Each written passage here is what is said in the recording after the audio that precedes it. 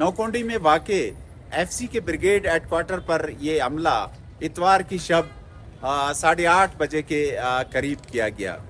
सरकारी हुकाम ने बताया कि सबसे पहले एक खुदकुश हमलावर ने कैंप के मरकज़ी गेट पर एक गाड़ी को उड़ा दिया जिसमें बारूद भरा हुआ था।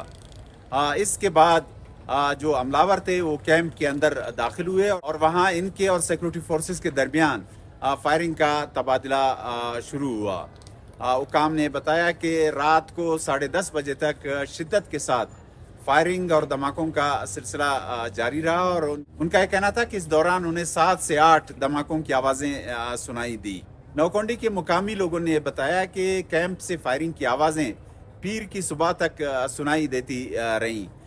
चागी पुलिस के सरबराह शरीफ कलोड़ो ने बताया कि कैंप में जितने भी हमलावर दाखिल हुए थे वो मारे गए हैं और कैंप में क्लियरेंस ऑपरेशन का सिलसिला जारी है। एसएसपी चागी का यह कहना था कि सिक्योरिटी फोर्सेस को जो नुकसान हुआ है क्लियरेंस ऑपरेशन मुकम्मल होने के बाद ही उनके बारे में बताया जा सकेगा।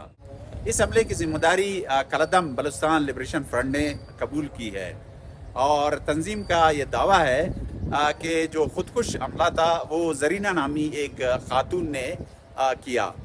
कलदम BLF की जानिब से ये अपनी नौयत का पहला हमला है। नौकोंडी बलूचिस्तान के दारुल-हुकूमत कोयटा से अंदाजन 500 किलोमीटर के फासले पर मगरिब में वाक़ है। नौकोंडी ज़िला चागी में सिक्योरिटी फोर्सेस के किसी कैंप पर यह अपनी नौयत का पहला हमला है। चागी अफगानिस्तान और ईरान से मुत्तसिल बलूचिस्तान का सरहदी ज़िला है और ये ज़िला मादनियात से मालामाल है। बलूचिस्तान में सोने और तांबे के 2 बड़े मंसूबे रेकोडेक और साइंदक इसी ज़िला में हैं।